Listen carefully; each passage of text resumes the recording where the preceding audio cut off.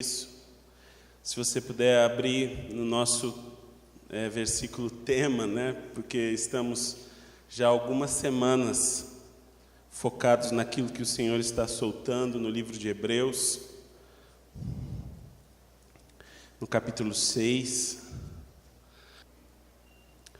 versículos 1 e 2. Hebreus, capítulo 6, versículos 1 e 2.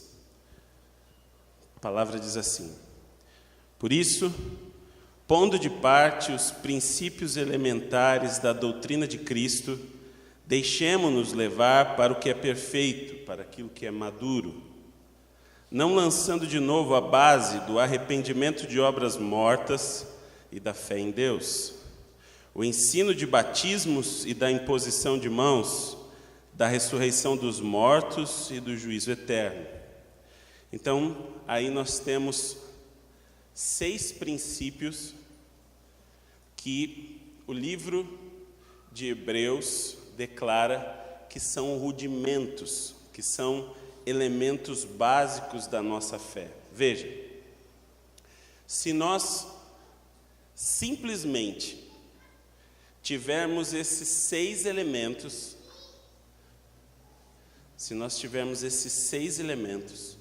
consciência, que bom te ver aqui, Adriano. Se nós tivermos consciência desses 6 elementos, 6 princípios, nós temos um desenho feito pelo próprio Jesus para que nós possamos edificar, segundo aquilo que o Espírito de Deus nos revela. Não existe outra base, nós não podemos trazer a revelação do Espírito sobre qualquer coisa, não, porque certamente nós seríamos levados por qualquer vento de doutrina. Nós temos um desenho específico. Esse desenho, ele é uma imagem que o próprio Jesus Cristo veio trazer da igreja. Como quando você faz uma casa e abre o alicerce, esses 6 princípios são o desenho daquilo que ele veio edificar. Sobre esse alicerce, cada um vai ver como edifica, certo? Com ouro, com prata, com pedras preciosas, com madeira, com feno ou com palha. E tudo aquilo que nós edificarmos sobre esse desenho vai ser provado pelo fogo. Então, por isso que ele diz 3 elementos que vão resistir ao fogo: ouro, prata e pedras preciosas, e 3 elementos que vão ser queimados pelo fogo, que não vai sobrar nada, que são madeira, feno e palha, certo? Então cada um deve ver como edifica sobre esse desenho que Jesus veio trazer, mas ninguém pode colocar outro alicerce senão Ele mesmo, Jesus Cristo. Amém? Então nós estamos nisso. Nós abrimos um novo tempo a pedido do Pai, e aqui você vê 4 pedras gigantes que tem dado trabalho ali para o meu irmão José, porque ele tem caçado essas pedras e tem colocado aqui como um lembrete profético, né? Que nós temos 6 elementos para cumprir, e hoje nós vamos estar estabelecendo o 4º elemento. Mas hoje eu estou aqui pela primeira vez, eu não peguei os demais. Nós pensamos nisso. Então, o pastor Vlamir tem gravado as ministrações de cada um dos elementos, e ele pode fornecer para você gratuitamente. Você pede para ele e ele manda no seu celular, né, como hoje está na moda, WhatsApp e tudo mais, e você vai poder revisar aquilo que foi dito dos outros elementos, entende? Então vamos lá. Hoje nós vamos falar sobre a ressurreição dos mortos. E quando você pega esse tema, você fala assim: ressurreição dos mortos, o que isso tem a ver com a minha vida? Não vai edificar nada. Eu precisaria hoje de uma resposta do Pai. Eu precisaria que Deus falasse comigo hoje que Ele abrisse o céu e que Ele me desse um caminho para a minha vida. É isso que eu preciso. E o Marcelo vai falar de ressurreição dos mortos. Irmãos, Deus sabe daquilo que você precisa. Se o teu coração, se o teu espírito estiver aberto, você vai sair daqui com a porção que Deus preparou para você. Amém ou não amém? Amém. Então vamos lá. Será que a primeira questão que eu quero colocar é: será que Jesus ensinou sobre a ressurreição dos mortos? Será que ele realmente veio trazer esse ensino? Ele falou sobre isso? Isso é verídico? Então, vamos ler. Se você puder abrir em João, Evangelho de João, capítulo 11, versículo 25, e ler para mim, assim que você achar, por favor. Quem pode me ajudar com a leitura? Disse-lhe Jesus: Eu sou a ressurreição e a vida. Quem crê em mim, ainda que esteja morto, viverá. Som. Wellington que leu, né? Você pode me ajudar hoje? Vamos ler de novo? Vamos lá? Se você puder grifar na sua Bíblia, não é pecado, tá? Pode grifar, não tem problema. Vai lá, Wellington. Disse-lhe Jesus: Eu sou a ressurreição e a vida. Quem crê em mim, ainda que esteja morto, viverá. Aleluia. Eu sou a ressurreição e a vida. Ele está dizendo. Vamos lá em João 5, do 28 e 29.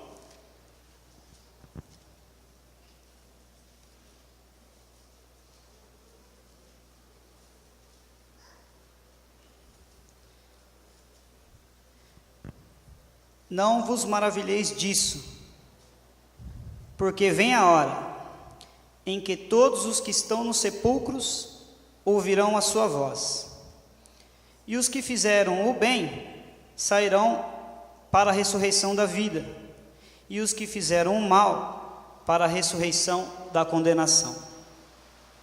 Interessante. Ele falou sobre ressurreição ou não? Vamos lá, mais um texto. Só para que a gente possa saber se ele ensinou sobre isso ou não. Mateus 22, do 23 ao 30. Mateus 22, do 23 ao 30.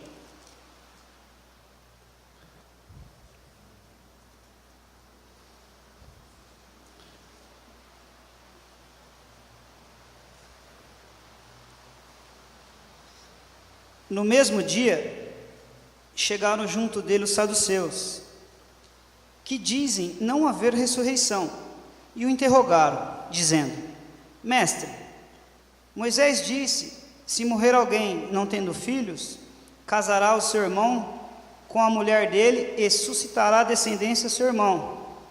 Ora, houve entre nós 7 irmãos. O primeiro, tendo casado, morreu, e, não tendo descendência, deixou mulher a seu irmão. Da mesma sorte, o segundo e o terceiro, até o 7º. Por fim, depois de todos, morreu também a mulher. Portanto, na ressurreição, de qual dos 7 será a mulher, visto que todos a possuíram? Jesus, porém, respondendo, disse-lhes: Errais, não conhecendo as Escrituras, e nem o poder de Deus. Porque na ressurreição, nem casam, nem são dados em casamento, mas serão como os anjos no céu. Amém. Está falando sobre ressurreição aí, ele está ensinando sobre o tema. Sim ou não? Mais um, Mateus 20, 17 a 19. Só mais essa referência, tem várias, mas só mais essa.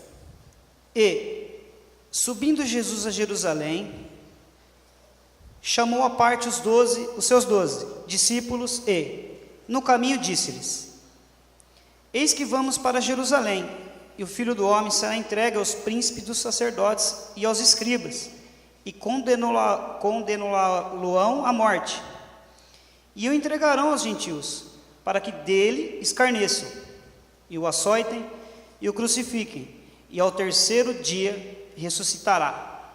Amém. Graças a Deus. Agora, já vimos, e eu quero passar um exercício para você, que até na próxima quarta-feira, que agora sexta-feira nós teremos o treinamento de casais, então até a próxima quarta-feira, que você possa revisar na tua casa Mateus, Marcos, Lucas e João, e grifar na sua Bíblia todas as passagens que dizem respeito à ressurreição dos mortos.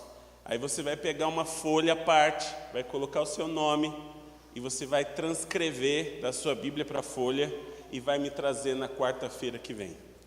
Quem quer fazer esse desafio comigo, levanta a sua mão. Amém? Perfeito. Está desafiado, ok? Então até quarta-feira nós vamos permitir e meditar naquilo que o Senhor ensinou sobre a ressurreição. Vamos lá. Existe um espírito, e eu vou te explicar isso, que milita contra a ressurreição dos mortos, ou contra a crença, a fé de que um dia nós seremos ressurretos ou ressuscitados. Esse espírito é o espírito grego. Eu quero falar um pouquinho sobre isso. Veja, o espírito grego, ele milita contra tudo aquilo que é sobrenatural. Tudo aquilo que é sobrenatural.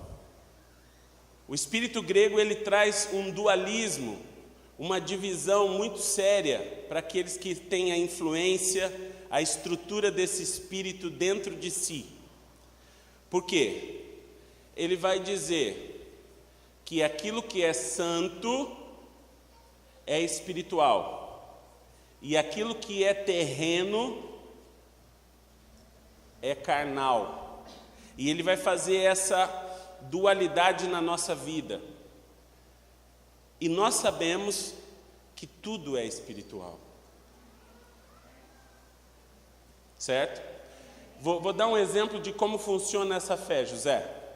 Quando nós somos afetados por esse espírito grego, nós vamos entrar em uma congregação como essa, e nós vamos ligar o botão santo. Aleluia, glória a Deus. E não falamos palavrão, e falamos baixinho, porque aqui é o lugar onde existe uma influência espiritual, é a igreja, tá? Quando eu saio daqui, eu estou na minha vida secular, eu ligo o botãozinho, e nada do que eu faça tem mais nenhum fundo espiritual, de devoção, de adoração, não tem mais nada. O meu emprego, ele é carnal, não tem nada a ver com Deus o meu emprego. O meu projeto financeiro, ele é secular, ele é mundano, ele não tem nada a ver com Deus. O que tem a ver com Deus é quando eu vou à congregação, é quando eu vou, entre aspas, à igreja. E aí eu levo os meus pensamentos a Deus. Então quem faz essa dualidade entre aquilo que é santo e aquilo que é secular é essa estrutura grega. Jamais os gregos vão admitir que existe uma junção do espiritual com o terreno, de que é tudo uma coisa só, e por isso eles não admitiam a ressurreição dos mortos, porque como algo natural, algo terreno, vai dar origem a algo espiritual. Entende? Então, como que eu chego a essa conclusão de que o espírito grego, ele milita contra esse princípio que Jesus veio trazer? Nós já vamos ver na palavra isso. Outra característica, a filosofia, o amor ao conhecimento. Então, esse amor ao conhecimento, ele acaba tomando o lugar de Deus. Eu tenho tanto conhecimento que eu não preciso de Deus. Não é isso? Até conhecimento religioso. Você conhece pessoas que sabem muito a Bíblia de cor, mas que as suas vidas não condizem com aquilo que elas sabem? Já encontrou isso? Pessoas que sabem a Bíblia de capa a capa, mas você olha para as suas vidas, elas não expressam isso. Elas não conseguem expressar. Por quê? Porque eu posso correr o risco de ter conhecimento e de não adorar a Deus, do conhecimento ser a minha idolatria. E o conhecimento era a idolatria grega. Eles adoravam o conhecimento. Se você conhece um pouquinho da história de Atenas, e nós vamos falar sobre isso, dos manuscritos de Alexandria, e toda a filosofia de Aristóteles, Platão, que hoje você vê na faculdade, na universidade, a primeira coisa que eles vão lançar para você são os ensinos de Aristóteles, de Platão, de Sócrates, na construção da sociedade, como que a sociedade foi forjada através desse tipo de filosofia. Agora eu quero dizer para você, esse tipo de cultura estava no tempo de Jesus. Embora o império fosse romano, o romano não tinha cultura. O império romano adotou a cultura grega. Então, esse espírito grego, a todo instante, confrontava os ensinos de Jesus. Outra coisa, amavam o debate. Quando você vê que uma pessoa ela tem influência desse espírito grego? Quando ela ama debater. É muito difícil se colocar em uma posição, mesmo que seja por alguns minutos, para receber algo. E isso é aquele que é espiritual, porque ele sabe discernir todas as coisas e não é discernido. Então ele se coloca para ouvir. Mas a estrutura grega quer debater, ela quer o confronto, ela busca o confronto de saber quem está certo e quem está errado, qual que é o melhor e qual que é o pior. Entende? Outra característica, vou ser bem rápido, amavam o raciocínio. Então veja, olha um obstáculo para você servir a Deus que eu vou jogar logo de cara assim, olha. Tem coisas que Deus vai pedir para que você obedeça que você não vai entender. Se tudo tiver que passar pelo teu raciocínio, se tudo tiver que ter o crivo do teu raciocínio, você não vai conseguir servir a Jesus. Você não vai conseguir segui-lo. Por quê? Porque em parte nós vamos entender aquilo que Ele nos pede, e ficará muito claro. E na outra parte nós vamos ter que ter fé para obedecer e fazer aquilo que Ele está nos propondo, porque não existe outro caminho. Porque Ele conhece aquilo que é bom para nós, e aí já entra a confiança.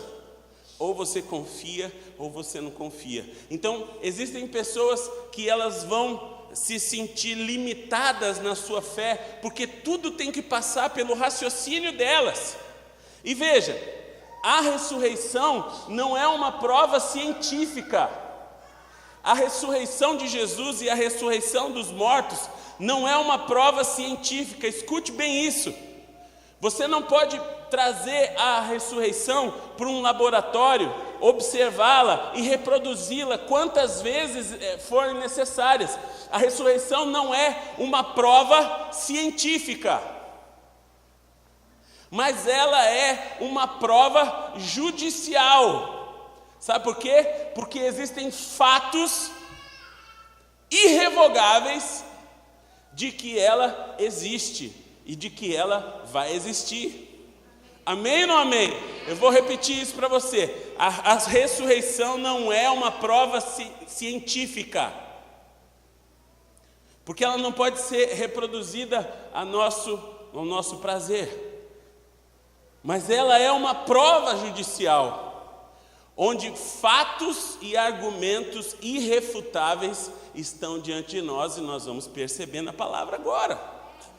Entende? Então, unido a isso, uma última característica: uma estrutura rígida. O espírito de Grécia traz uma estrutura rígida de pensamento. Veja, olha o que o cristianismo exige de você, Natália: que você se arrependa, que a tua mente seja transformada de glória em glória. Isso não é uma estrutura rígida. Por quê? Porque hoje você pode saber algo sobre o amor, que o Espírito tenha te revelado. E quanto mais você anda com Deus, não é isso, Wellington? Quanto mais você anda com Deus, mais esse tema, amor, vai se desvendando diante de você e dos teus olhos. E o Espírito vai fazendo com que isso seja cada vez maior, cada vez mais amplo, cada vez mais belo, vindo da parte de Deus. Então, uma estrutura rígida não conseguiria conter o Evangelho de Cristo, porque você diz assim: eu creio nisso e ponto final. Nós sabemos que não é assim. Que tudo que, por mais que você saiba sobre Deus, Deus ainda vai te revelar algo maior sobre Deus, sobre Ele mesmo, entende? Por mais que você conheça a cruz, amanhã você vai conhecer mais sobre a cruz. Por mais que você saiba perdoar, amanhã o Senhor vai te revelar um nível ainda maior de perdão que você não imaginava. E o Senhor continuará ampliando todo o nosso sistema de crença, até que nós possamos vê-lo plenamente, face a face, e conhecê-lo como Ele verdadeiramente é. Você pode aplaudir ao Senhor por isso?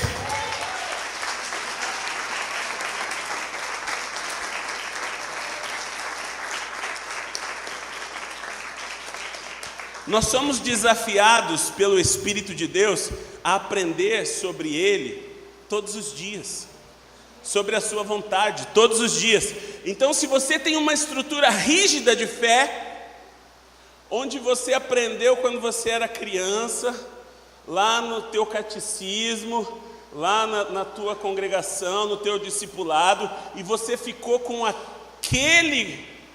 aquela rigidez, com aqueles conceitos do passado, meu irmão, eu digo para você, você está abraçado com o espírito grego.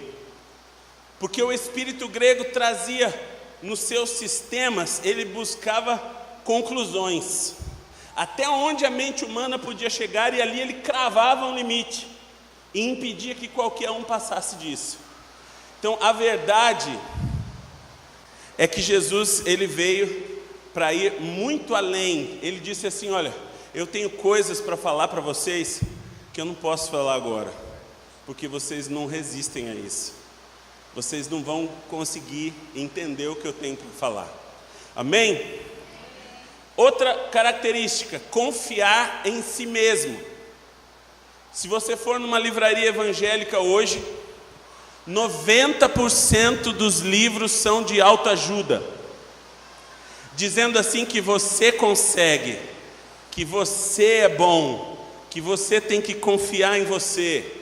E eu digo para você, isso tem um problema. Isso tem um limite. Você precisa ser animado, sim, Mas você deve saber, acima de tudo, que tudo que você conquista sobre a face da terra vem dele. Que todo o poder que se manifesta nas suas vitórias não é um louvor para a tua carne e para o teu braço, mas vem dele. Você crê nisso, meu irmão? Amém. Se você vai aplaudir, aplauda forte ao Senhor.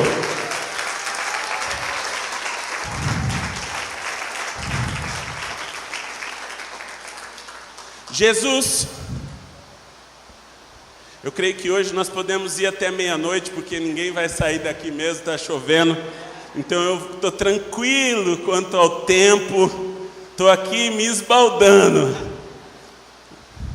Caso você tenha compromisso, pode ir, não tem problema. Estou brincando. Vamos lá. Jesus não vai edificar muito, ele veio trazer esse alicerce. Mas Paulo vai edificar bastante.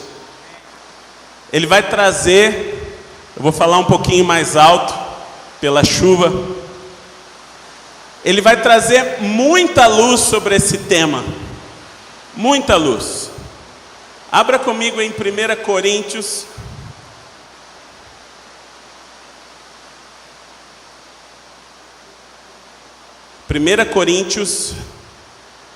Capítulo 15.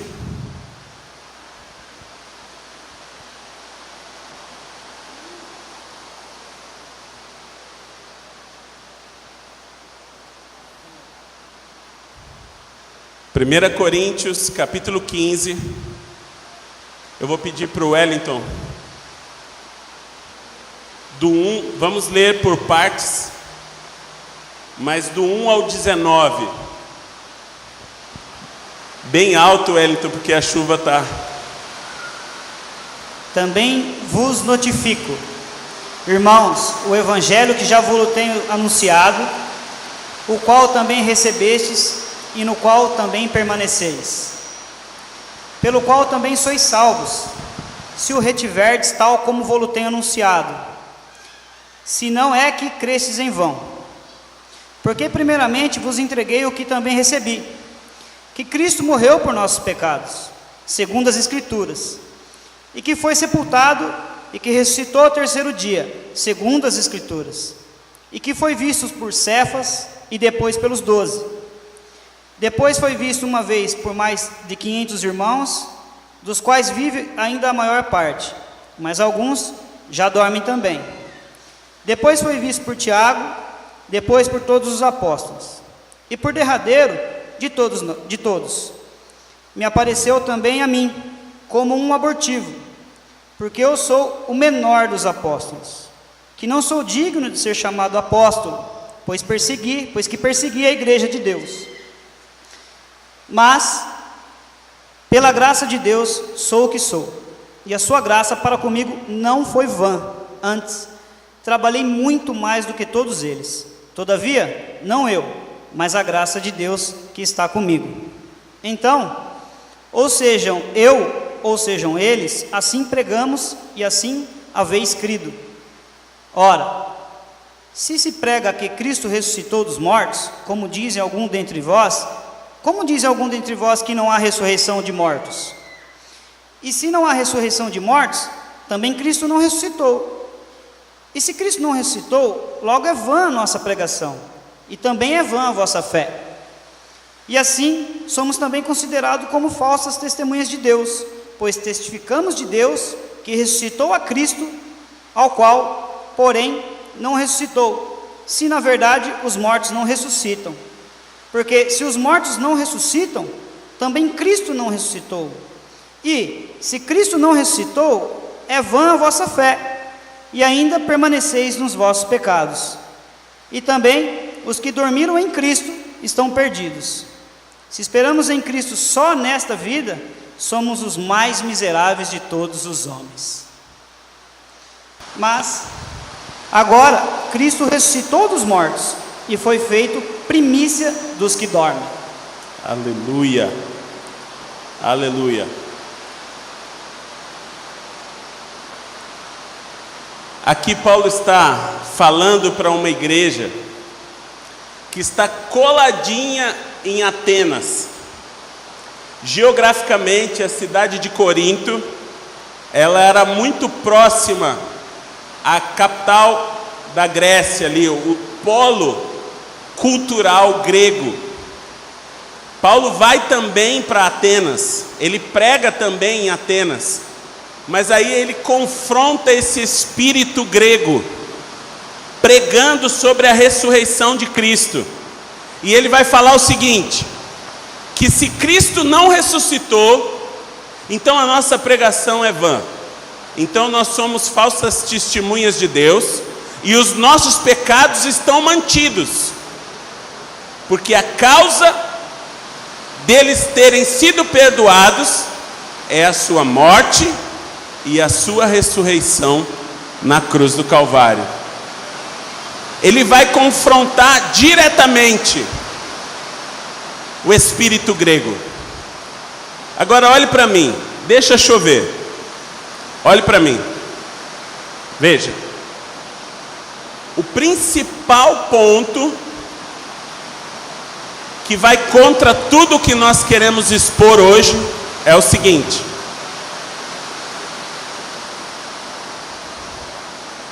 se não existe ressurreição dos mortos, vamos comer, vamos beber, vamos aproveitar tudo que o mundo pode dar, porque não seremos julgados por nada, e deveremos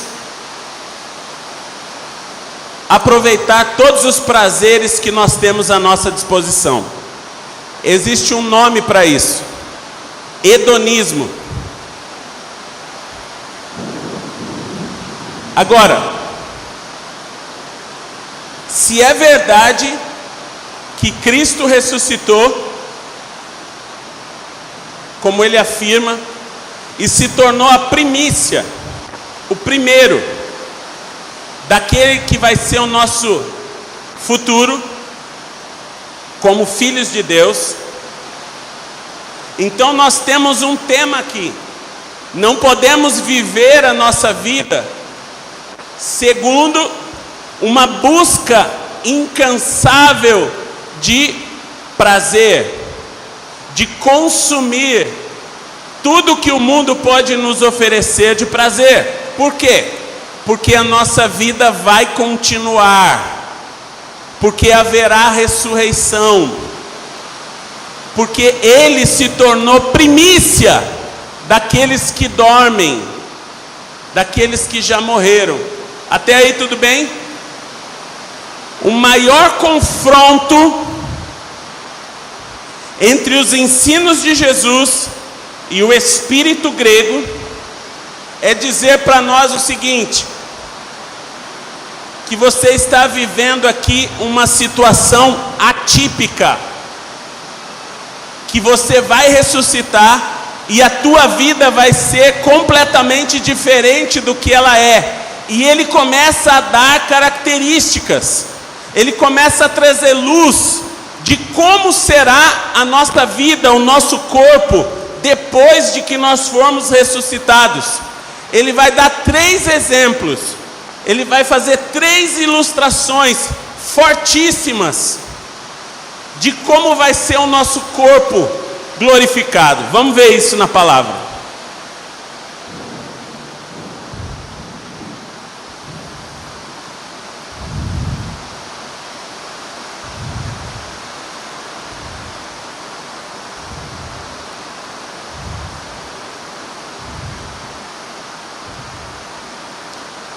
Wellington, 1 Coríntios, no capítulo 15, do versículo 35 ao 49. 1 Coríntios, capítulo 15, do verso 35 ao 49. Mas alguém dirá: como ressuscitarão os mortos? Em que corpo virão? Insensato, o que tu semeias não é vivificado se primeiro não morrer. E quando semeias, não semeias o corpo que há de nascer, mas o simples grão, como de trigo ou de outra qualquer semente. Mas Deus dá-lhe o corpo como quer, e a cada semente o seu próprio corpo.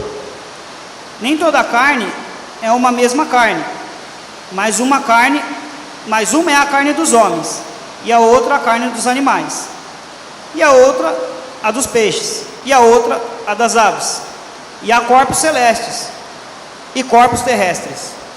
Mas uma é a glória dos celestes, e outra a dos terrestres. Uma é a glória do sol, e outra a glória da lua, e outra a glória das estrelas. Porque uma estrela difere de glória de outra estrela. Assim também a ressurreição dos mortos. Semeia-se o corpo em corrupção, ressuscitará em incorrupção. Semeia-se em ignomínia, ressuscitará em glória. Semeia-se em fraqueza, ressuscitará com vigor. Semeia-se corpo animal, ressuscitará corpo espiritual. Se há corpo animal, há também corpo espiritual. Assim está também escrito: o primeiro homem, Adão, foi feito em alma vivente, o último Adão em espírito vivificante. Mas não é primeiro o espiritual, senão o animal, depois o espiritual. O primeiro homem da terra é terreno, o segundo homem, o Senhor, é do céu. Qual o terreno, tais são os terrenos, tais são também os terrenos. E qual o celestial, também os celestiais. E assim como trouxemos a imagem do terreno, assim traremos também a imagem do celestial. Amém. Ele vai dar 3 exemplos para nós. Primeiro, ele vai comparar a ressurreição dos mortos ao plantio de uma semente. Veja, você pega uma semente, uma substância, e você olha para ela, para a forma dela, e você não vê muita perspectiva, você não vê muita beleza, mas você pega a semente e você planta. E veja, não é outra substância senão aquela substância que está ali enclausurada dentro da semente, que vai fazer com que brote uma planta linda, maravilhosa, com muito potencial. Esse é o primeiro exemplo que ele dá a respeito do nosso corpo. Ele diz assim: quando esse corpo for plantado como semente, e veja, não é isso muitas vezes que nós fazemos quando o corpo morre? Plantamos. Sim ou não? Profeticamente nós plantamos na terra. Quem na escola já pôs aquela sementinha de feijão no algodão, e ali fica a sementinha partida no meio, e da própria semente nasce uma planta. Uau! Que tremendo!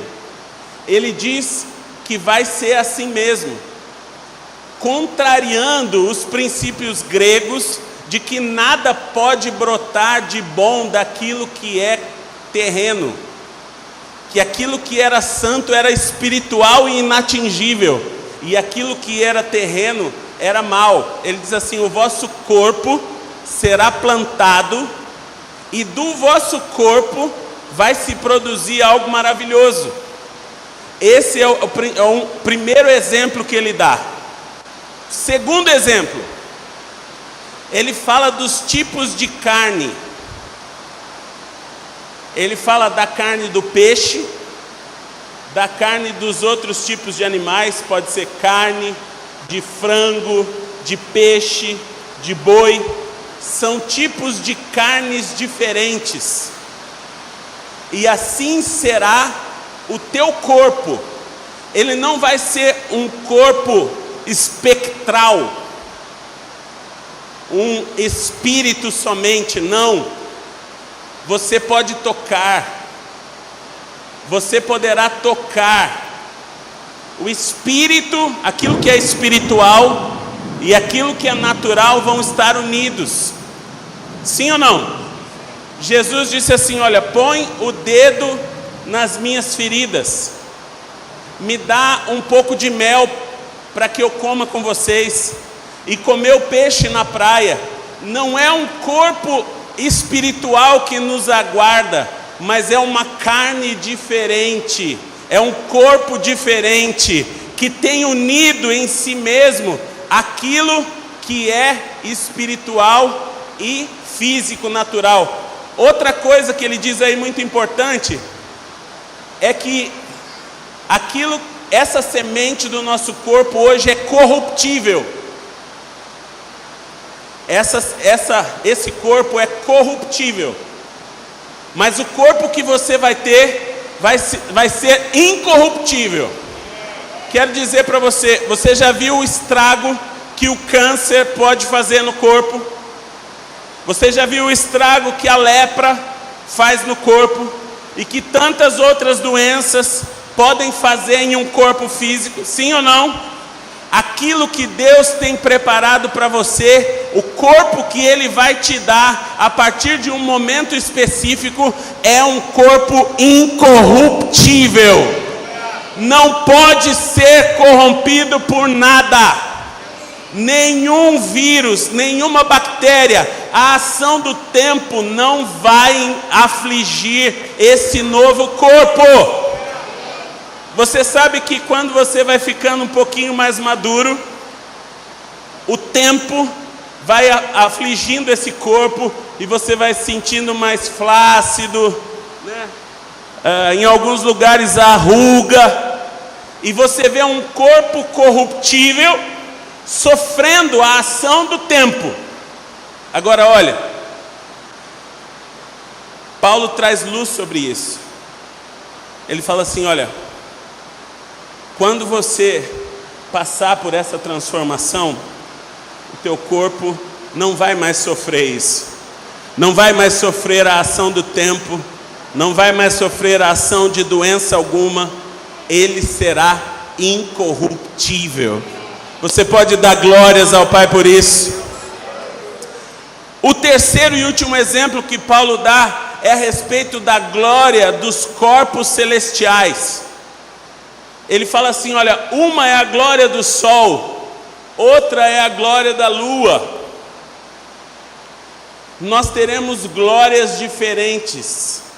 O nosso corpo será glorificado com glórias diferentes, certo?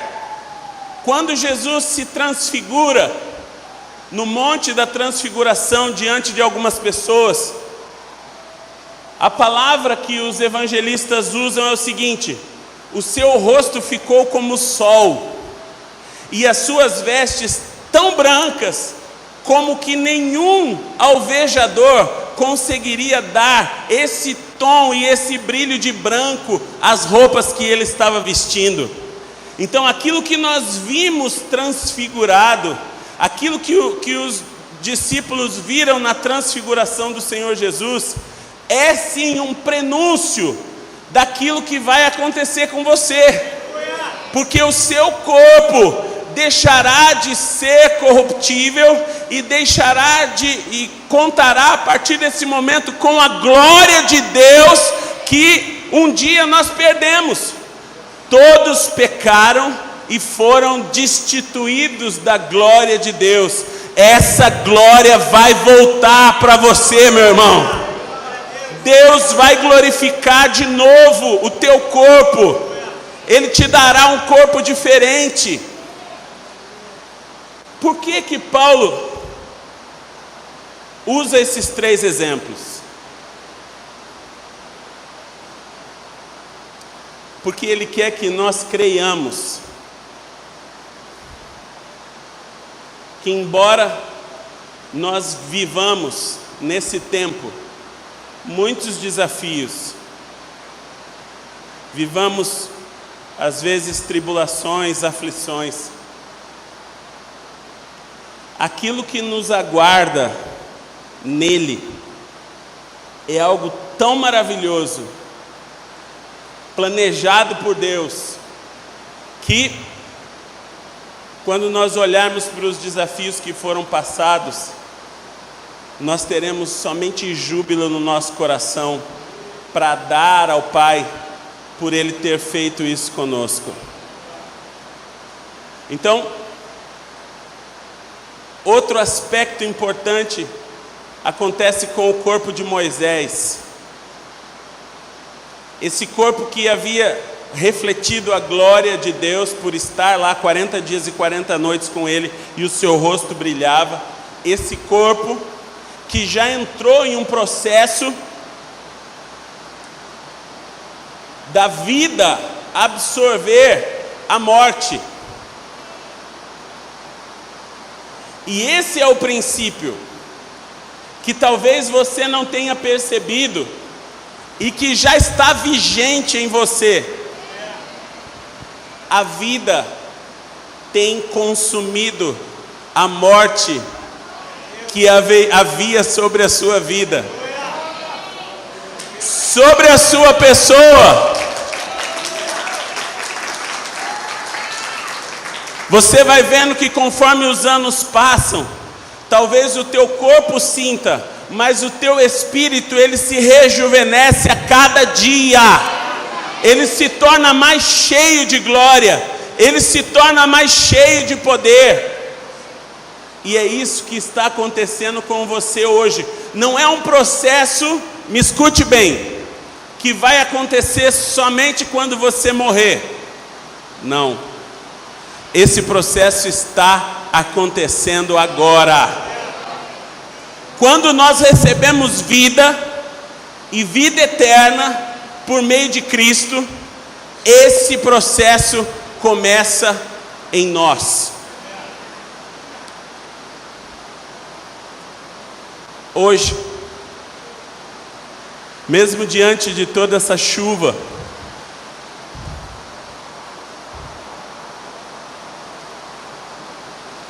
eu creio que o Senhor, Ele pode colocar no nosso ser esse elemento básico. Eu estou vivendo um processo com a minha vida, um processo de ressurreição que não vai parar mais. Diga para mim, vou fazer um exercício para a gente terminar. O que é morte para você? Como você define morte?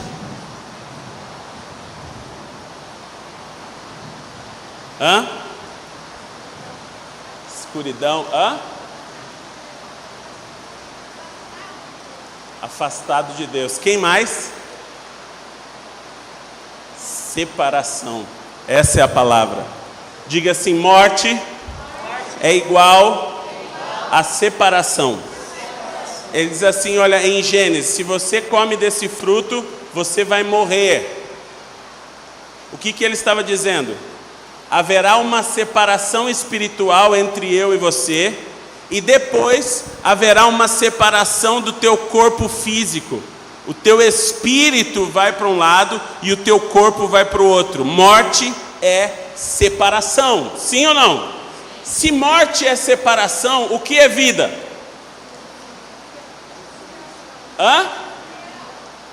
União, comunhão, certo?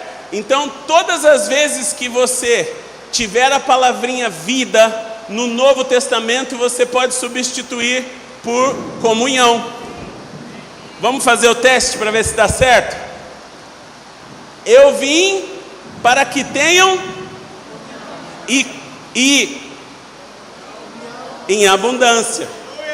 Eu vim para que tenham vida e vida em abundância. Eu vim para que tenham. Amém. Você pegou isso? Agora vamos um pouquinho mais fundo. Se morte é separação e vida é comunhão, o que é ressurreição?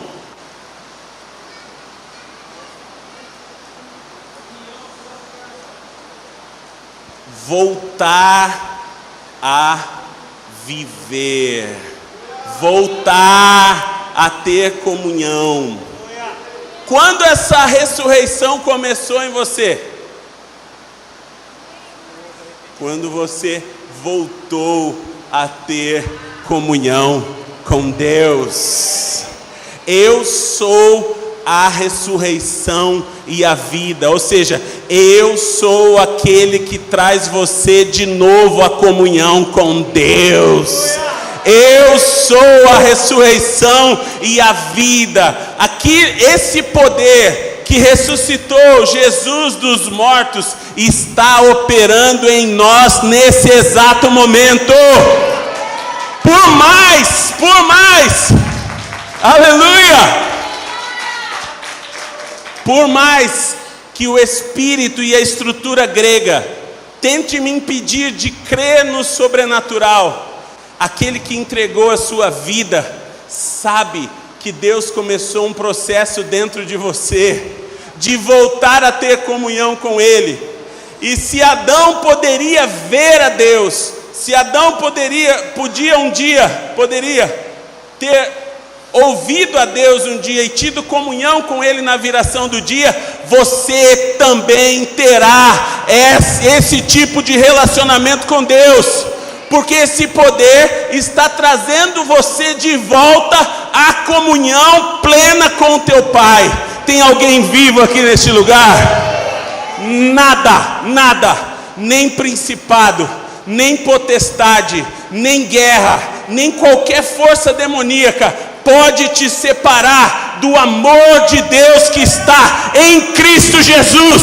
Você vai voltar a desfrutar de uma comunhão que foi preparada para você antes da fundação do mundo, e ninguém pode impedir que isso ocorra na tua vida, meu irmão. Ninguém. Isso é crer na ressurreição. Isso é crer na ressurreição. Não somente o nosso corpo será transformado, mas nós seremos levados a uma comunhão perfeita com o Pai. Amém ou não amém? Vida, comunhão, união.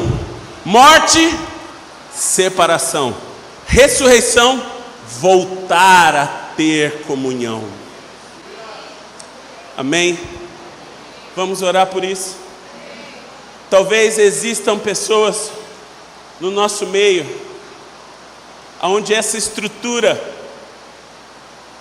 te impede de crer em Deus. Pessoas já foram enviadas por Deus para perto de você com uma mensagem para você, mas a única coisa que você fez foi debater com o conhecimento rígido que você tinha, com a filosofia que está aí enraizada na tua alma. Você só queria debater, provar quem está certo. Para Deus isso não vale de nada. Para Deus debater não é uma coisa sadia. Deus não debate. Deus sussurra no nosso ouvido a sua vontade. Nós obedecemos se nós queremos. Deus nunca vai te debater com você. Quem debate é um espírito grego, que precisa usar o raciocínio, a razão, para estabelecer alguma coisa. Deus não precisa disso. Existe um fato interessante, e agora eu falo para aqueles que têm entendimento. Quando uns gregos se aproximam de Jesus e falam para os discípulos: olha, nós queremos falar com ele. Existiam gregos que estavam procurando Jesus. Ele fala assim: ó, vamos agora, chegou a minha hora. O espírito grego marca um tempo. Para Jesus era um sinal que a Grécia, que esse espírito grego estivesse vindo confrontá-lo. Era um sinal que nós devemos entender que essa luta é para os nossos dias. Zacarias diz que os filhos de Efraim seriam o arco, e que os filhos de Judá seriam as flechas, e eles seriam arremessados contra os filhos da Grécia. Você entende isso? Se você ler 1 Coríntios, Paulo vai dizer o seguinte, para aquela igreja que estava sendo afetada por um espírito grego, ele vai dizer o seguinte, eu não venho com palavras persuasivas de homens, eu não busco essa sabedoria que vocês buscam, porque aprove ao coração de Deus esconder essas coisas dos sábios e entendidos e revelar aos pequenos. Então eu vou até vocês com manifestação do Espírito e com poder. Esse é o Evangelho que pode trazer liberdade àqueles que têm sido influenciados pelo espírito grego. Um Evangelho que é proclamado pela pregação, que parece loucura. Então hoje, hoje no ano de 2018, nessa, dizem, quarta revolução industrial do nosso tempo, século 21, será que alguém pode acreditar em ressurreição? Será que alguém pode, na tua alma, no seu espírito, entender que a vida não é só isso aqui, que nós precisamos ter Deus no centro da nossa vida, para que todas as outras coisas possam ser organizadas? Porque se eu estiver no centro da minha vida, eu vou me tornar humanista, eu vou me tornar hedonista, eu vou em busca de um prazer que vai me afastar de Deus. E é isso que nós viemos fazer hoje aqui, orarmos juntos, para que esse poder seja destituído da tua alma, destituído da tua mente, para que você possa crer no sobrenatural de Deus. Veja, se Deus quisesse te enviar uma mensagem hoje, porque Ele conhece as tuas necessidades, e quisesse dizer para você assim, José, olha, eu sei que você trabalhou o mês inteiro, mas eu quero encher a tua despensa milagrosamente. Eu quero fazer algo para você que você saiba que fui eu que fiz, que não foi o teu braço que fez. Será que nós estaríamos atentos a isso? Será que nós compreenderíamos essa linguagem do Pai quando Ele quer nos abençoar?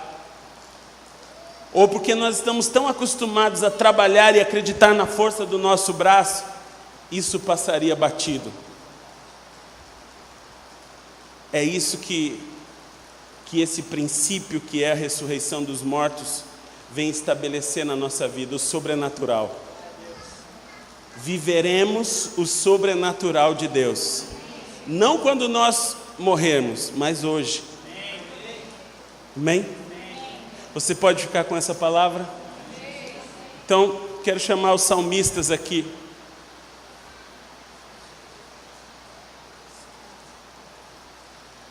Você pode se colocar de pé, eu já estou terminando a reunião.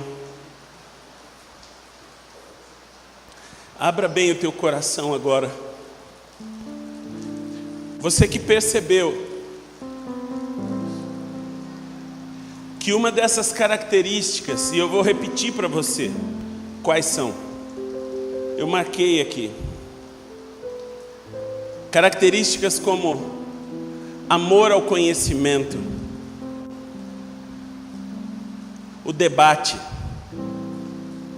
o raciocínio, uma estrutura rígida de fé e a confiança na sua própria força. Se você percebe uma dessas características em você, e hoje você acredita que o Pai, Ele quer ampliar a tua visão, Ele quer chegar a você com o Evangelho do Reino, dizendo assim, olha, não é porque uma coisa você não entende que ela não exista. Quero te levar a águas mais profundas. Você que percebeu que tem uma atuação grega na tua vida, sai do seu lugar. Vem até aqui à frente. Eu quero orar por você. E nós vamos terminar a reunião de hoje orando por você. Tenha liberdade de vir, porque talvez seja a única chance que você tenha de se libertar desse espírito. A congregação permaneça com os olhos fechados.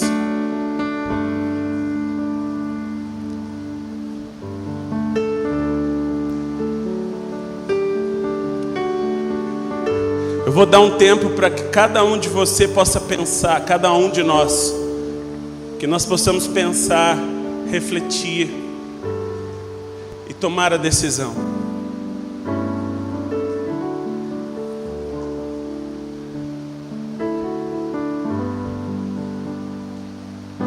Amém.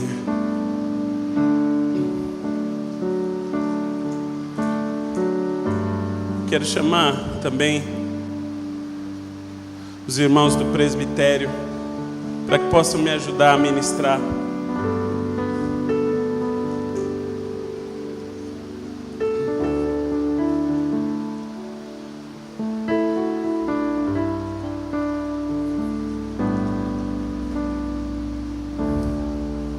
Que as mulheres ministrem às mulheres e os homens aos homens. Nós vamos orar por vocês de forma individual.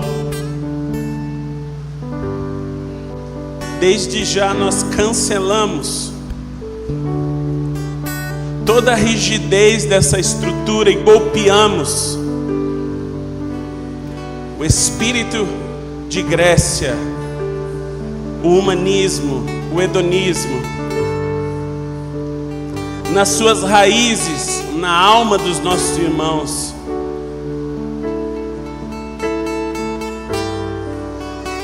Em nome de Jesus. Oremos.